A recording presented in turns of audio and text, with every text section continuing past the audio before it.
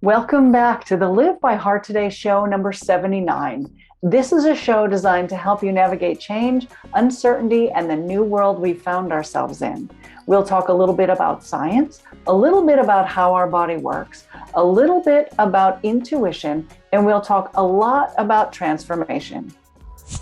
Streaming from Retro Earth Studio and brought to you by Learn to play jazz piano like a pro, by a pro, with Jazz Piano Pro Essentials at jazzpianopro.com. And wearehistorically.com, conscious human apparel. It's time for the next episode of Live by Heart Today. Hello, I'm Dawn Spiegelberg, medical intuitive and coherence coach. This show is in our growth series, and today's theme is What Will It Take? Part 2. With me for today's Heart to Heart is my co-host, Wendy R. Wolf, professional transformation facilitator, and our producer, Rusty Hill. Thanks, Dawn. We could not fit all that we wanted to say in our last show. So if you haven't seen it, please do. And today we're going to be going deeper and circumambulating this subject again, which is so important. How do we make the turn into living our vision quest, into our vision quest? What does it take to prepare the ground before we can take off like a rocket? Join us as we take a deeper dive into my personal soul transformation. The ideas around what does it take to turn in our lives, in our relationships, in our relationship with the divine, in going from what doesn't work to what does work. Anyway, a couple things about, we can go on to bliss, but a couple things, Rusty, I want to say are about your stuff. It's interesting what Dawn said about changing context. You changed context. You chose to put yourself in the 12-step thing, even though you hated it and resisted it. It was a totally different structure, different community, different practices than your old community and your old practices. And I love the distinction she made. It made possible a whole different outcome. Yeah, I had so much anger when I was first going into those meeting rooms. I think I kind of kept everybody. It's kind of like I was just a mean, nasty dog. Anybody come by, I start growling or whatever. Yeah. But like about a year into it, I think I finally stood up at a meeting and said, "Look, I know a bunch of y'all don't like me, and that's okay, because I'm going to keep coming back." And I sat back down. That's all I share. But part of me just kind of went, I said that for my own self to let people know that look, I know I'm not the most likable fellow right now. I know I'm an asshole. That's why I'm here. Right. Yeah, but they didn't throw you out. It didn't throw me out, but at the same time, that was me taking a stand for myself, because that would have been a really good reason for not going back. Mm-hmm. That's really great. And the other thing I wanted to note is that pictures of you getting on your knees and praying, like getting on your knees and praying is not necessary in general, right? As a general rule, we don't have to be on our knees to pray. Right. But it was a great practice for you, because one of the things that you were practicing is humility. Humility and reverence. And reverence. And that was a learning, and you learned it. Never forgot that lesson. And you probably don't go on your knees anymore. Now and then I do. Do you? Yeah. When? I do like to meditate in that not cross-legged, but bend my knees, and I sit more comfortably that way. So sometimes I'll just sit in that position and pray and listen. Neat. That's cool. Yeah.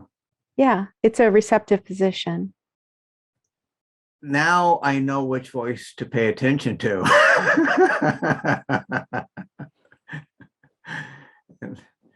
I think that one show I also talked about, whisper to a scream. Like if when I'm not paying attention, I get notified. That's the thing about paying attention. If you don't pay attention, the price could go up. Yeah. Well, then we're back to consequences. No, not question. That's what I've been avoiding. The ones we like and the ones we don't like. That's right. Awesome.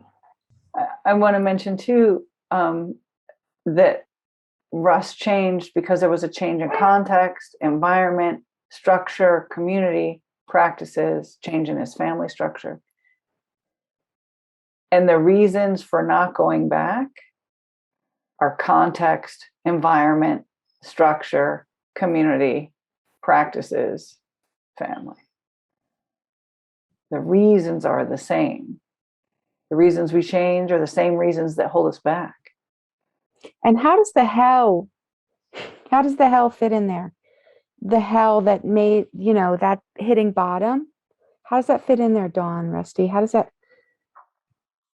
the hell of, I know what the result of that choice is, and it's just hell.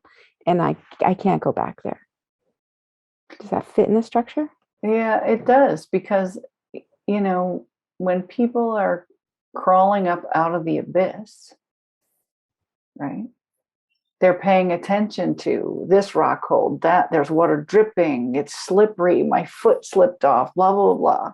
But when you finally fall and crash and you're laying on your back and all you can see is the light, that's when you realize what's important. Ooh. Okay, I think I can tie this up too. So I was in rehab for 6 weeks, and it was 12-person rehab. It was kind of wasn't that old on Guam, kind of a live-in facility. And so for the first week, all I did was sit in silence and watch and observe. Second week came along and the counselor says, okay. And at that time, I was John. So he says, John, your turn's coming up. He goes, you got to participate. That's part of the rules for being here. And if you don't participate, there's a dozen other people that want your seat. Oh. And he goes, so I'm just letting you know, when we come back, we're going to come back from the break in the afternoon. You're going to have an opportunity to participate in the exercise. And if you don't, we have to reevaluate your willingness to be in this program. Still, I just sat stoic, arms crossed, going, yeah, okay. I'm still trying to figure out what's their game. What do they want? What's all this about? So we come back from our break, and he prepared me. So now I even got more defenses up, right? Right. And so he tells me to lay on the floor and had everybody circle around me. He says, lay on the floor, back down, belly up. And then he instructed everybody, all the other, I almost said inmates. It's a good word. Yeah. Yeah, all the other,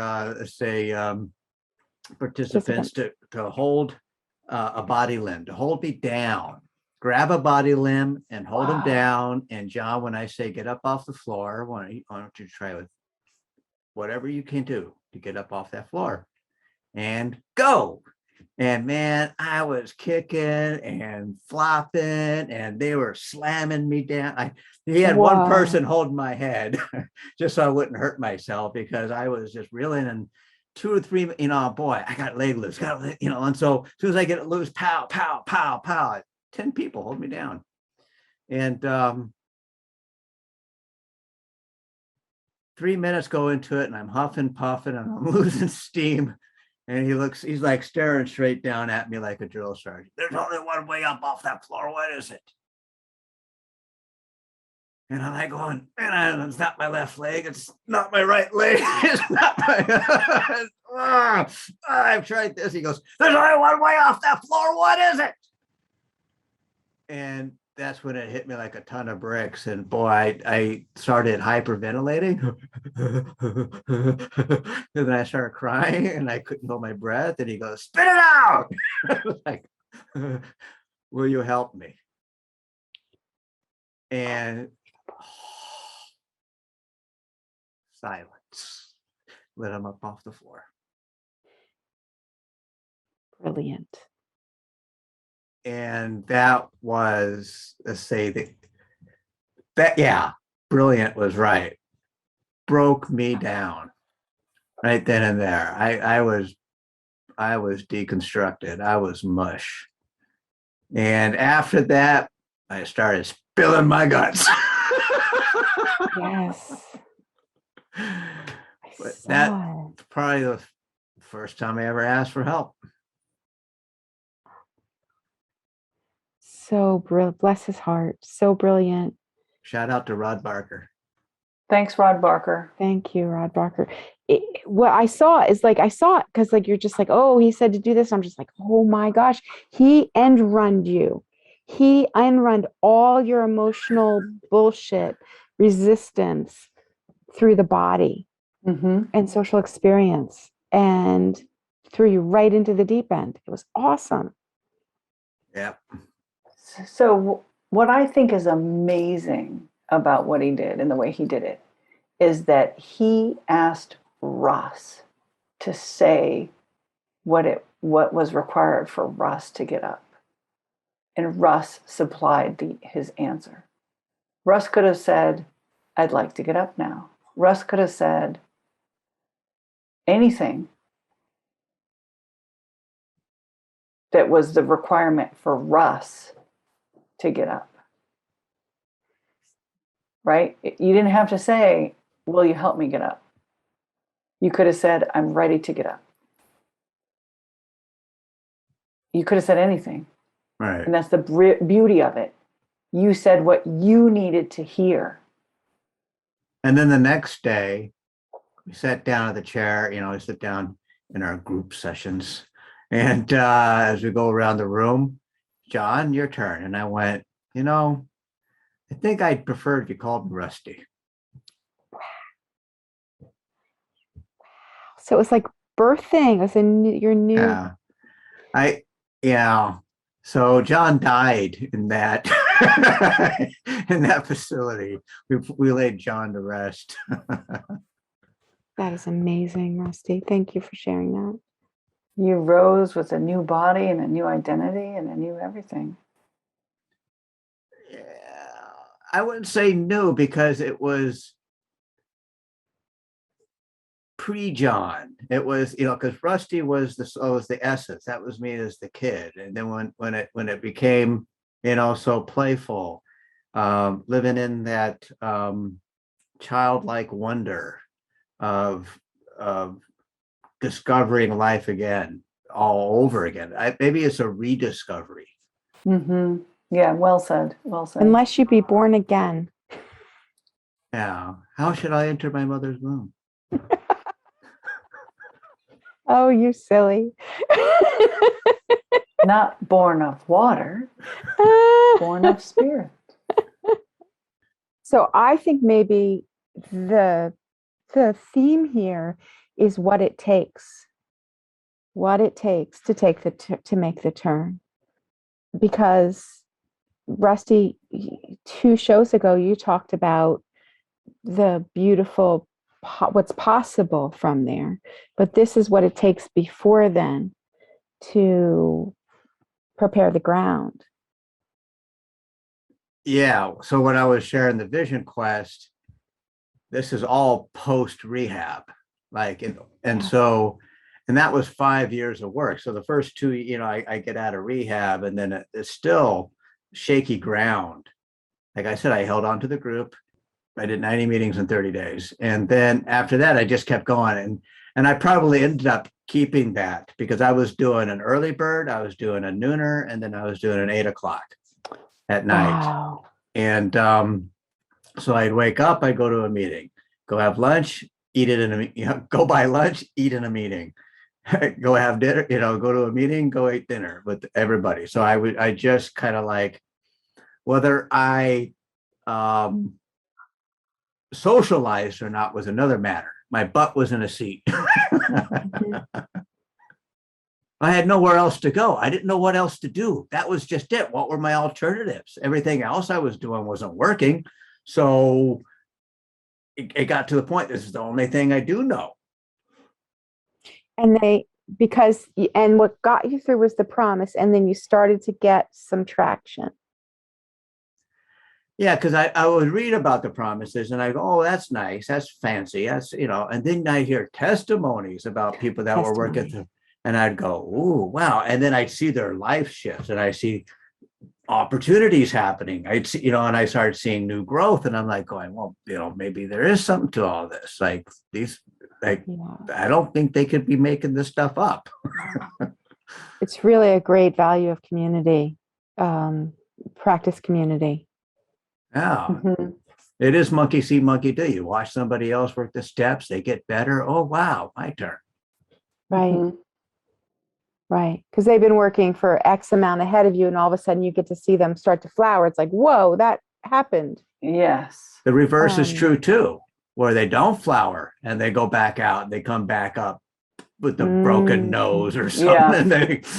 Yeah. I got it, and then you go, ooh, okay, the reverse is true too. Like it don't take much. Right. So you can see who's doing the work and you can see the results, not just for yourself, but a bunch of people. Yeah. So I was on the sidelines for a while watching, and I decided to get in on the game.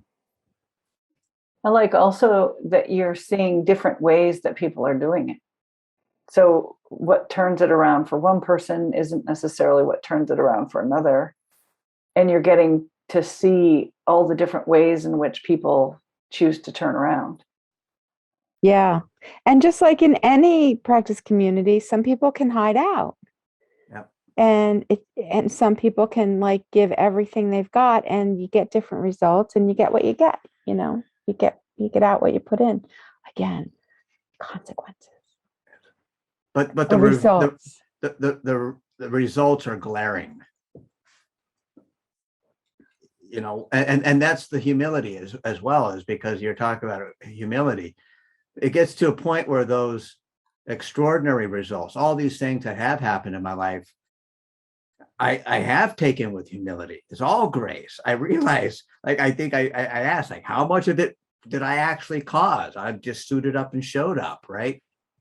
And it just gets to a point where that humility is it when I'm making these accomplishments or these surpassing some milestones or whatever it is, I'm incrementally getting better. They also say the flip side is true, where a lot of people go out, relapse after that because things start getting better.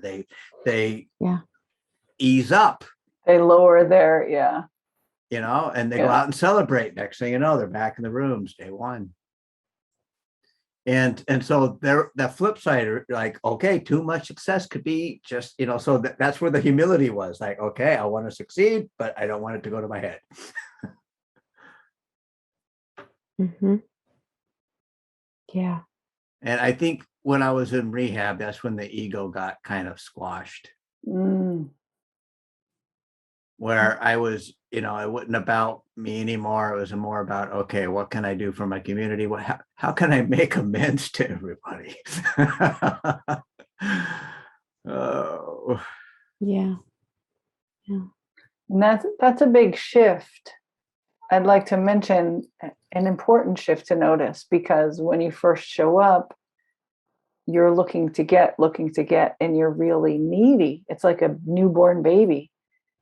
They need somebody to do everything for them. So in the beginning of AA, you need everybody to support you, and you need a sponsor, right? You need so much. And then as you develop, as you grow, and then you grow up, then you give back. Carry the message, help others. Yes. Hmm. Basically, serve God, clean house, help others.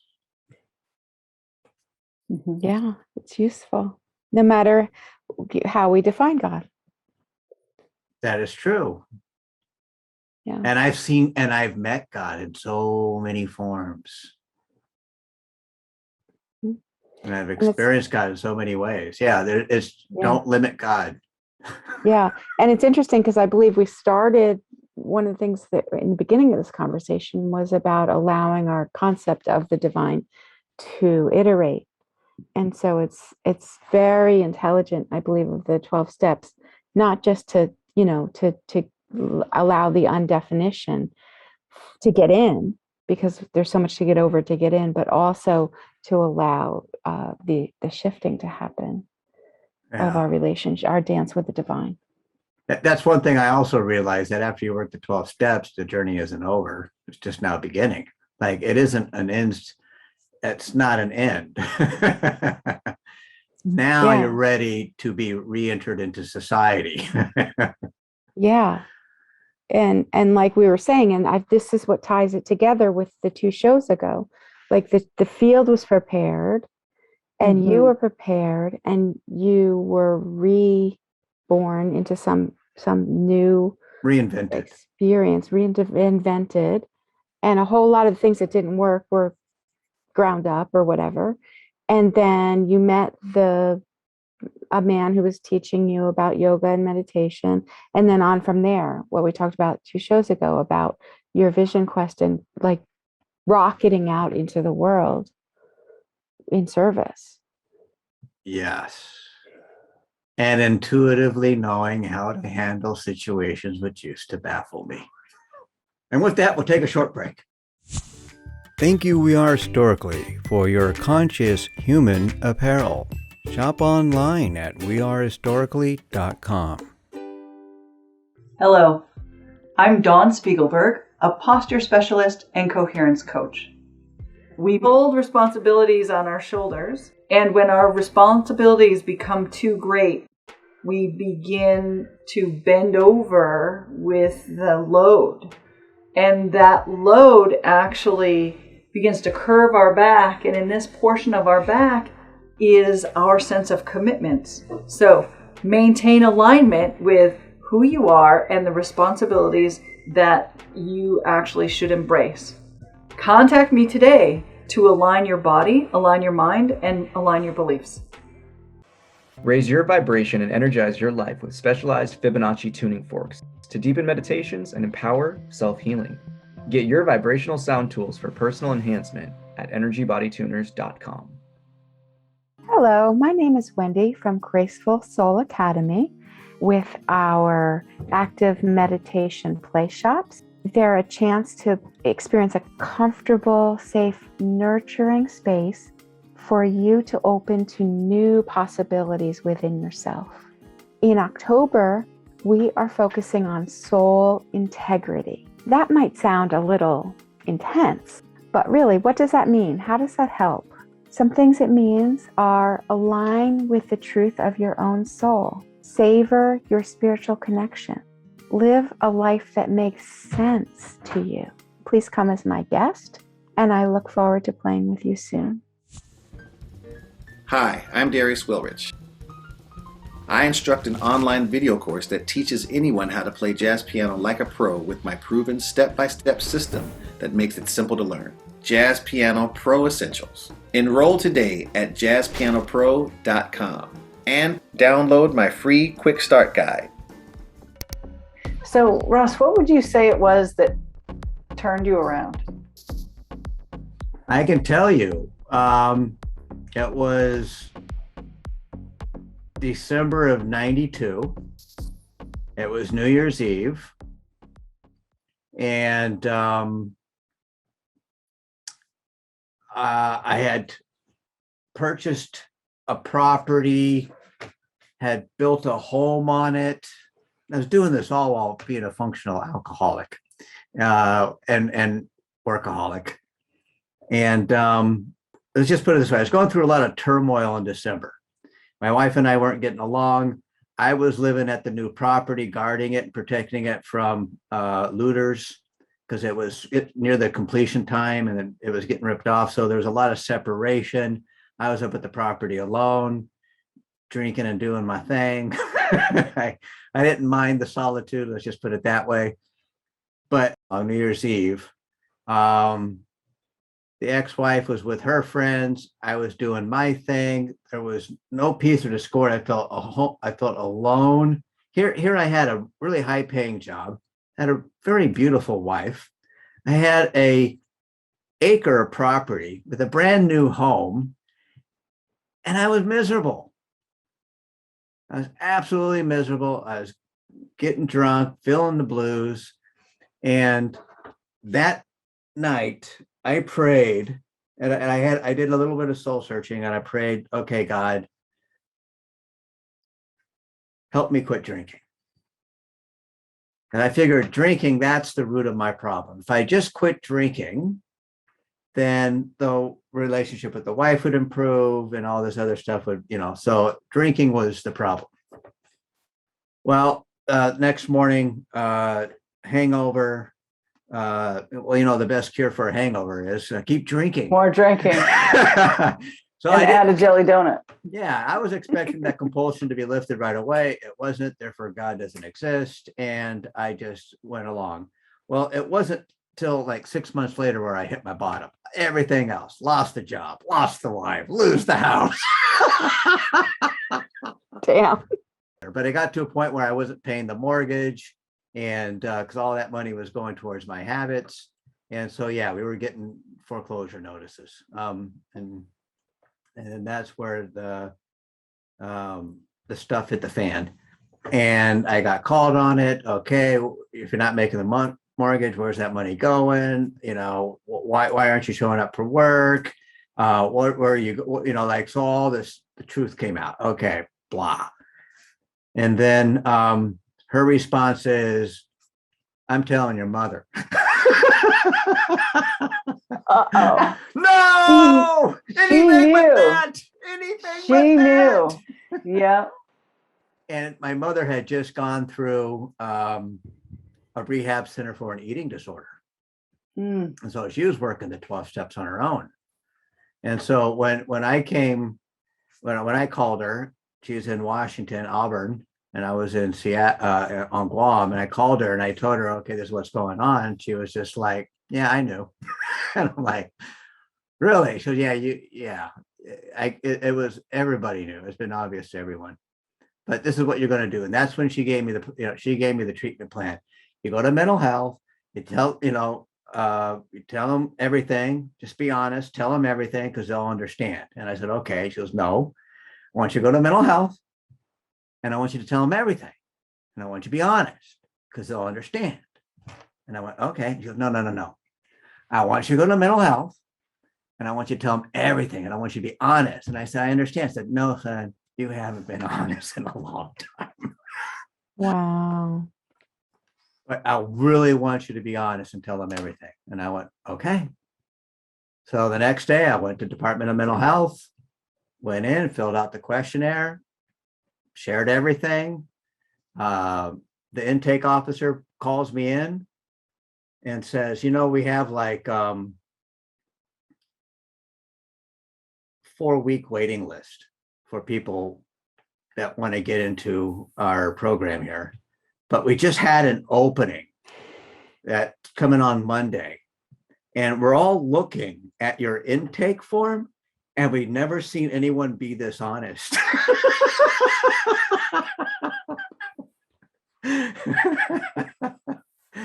Do you want to go in on Monday? And I think this was like a Friday. And I went, yeah.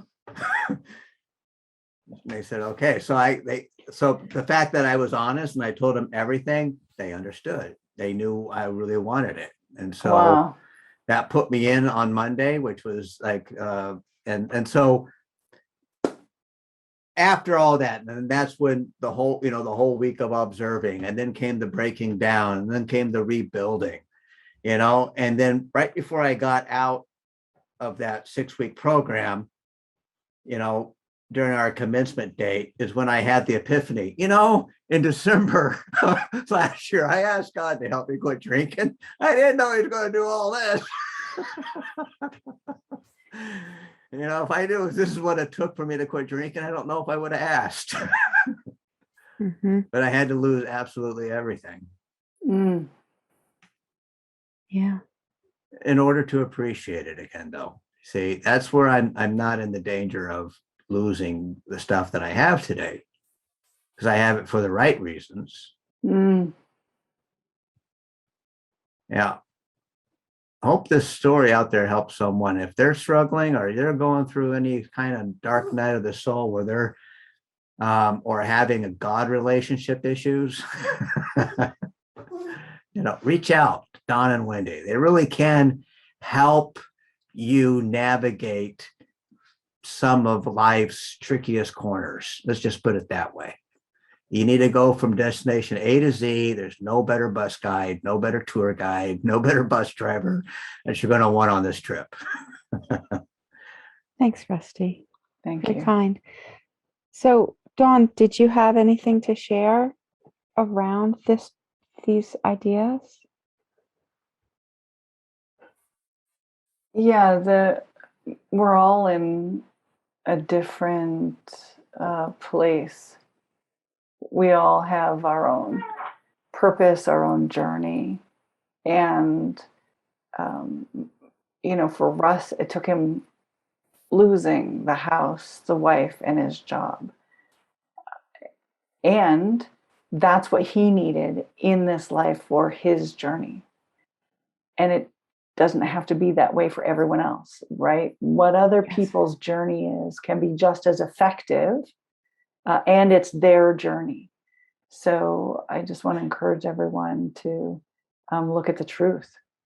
And Russ shared that he was able to see the truth, and the world showed him what his truth was, and the world is showing you what your truth is.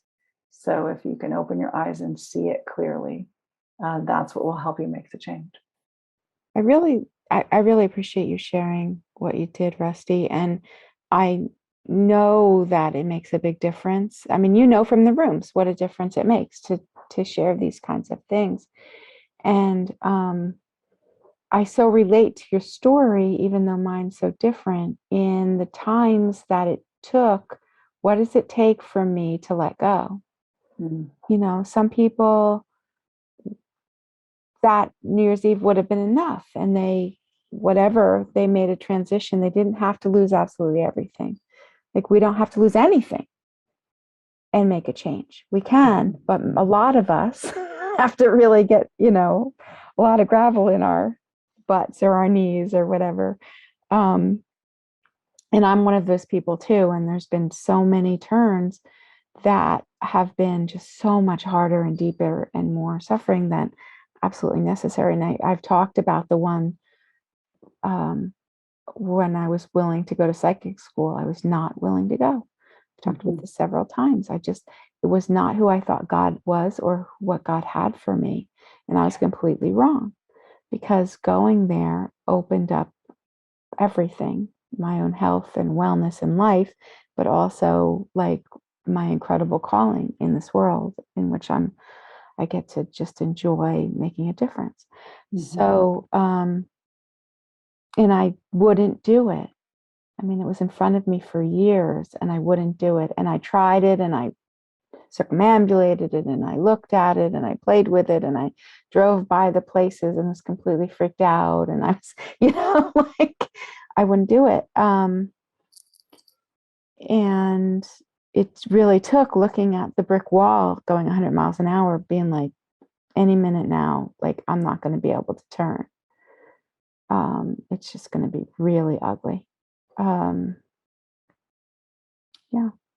So, but that was me lying in bed in agony with no energy and no prospects, no hope. The only hope was, where there's life, there's hope. So I finally said, okay, I will try it. And things changed right away. Right away, things opened up for me.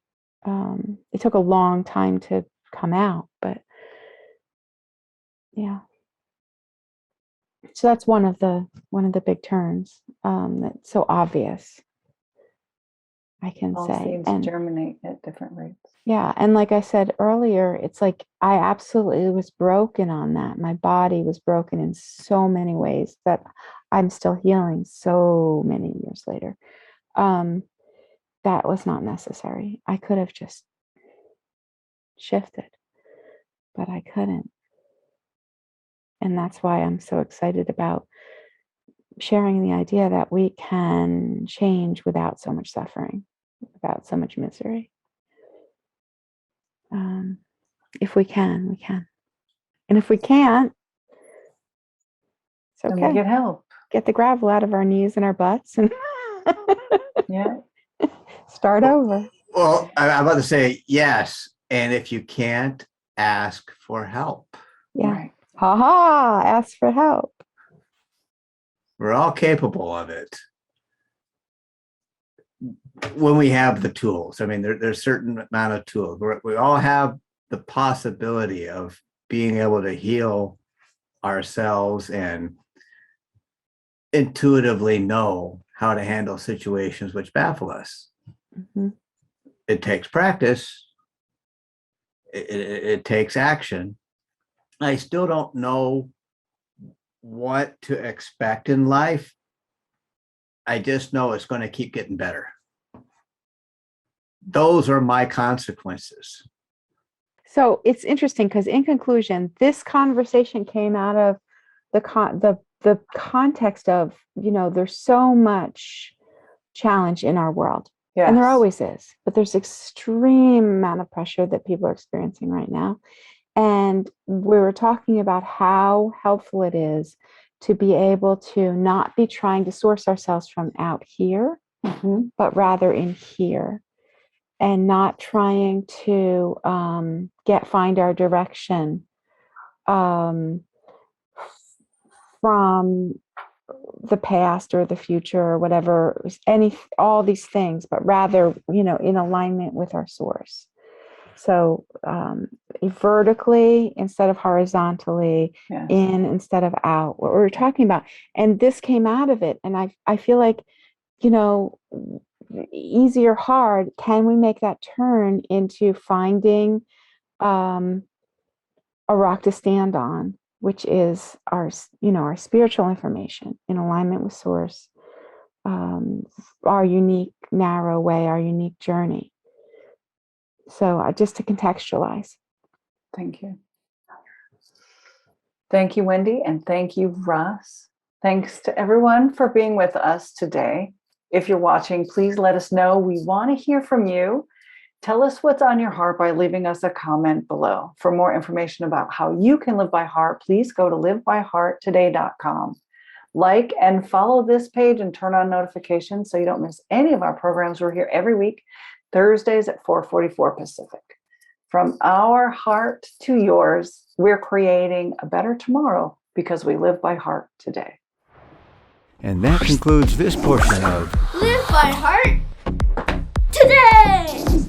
Thank you for watching. View more episodes on our YouTube channel. Don't forget to like and subscribe.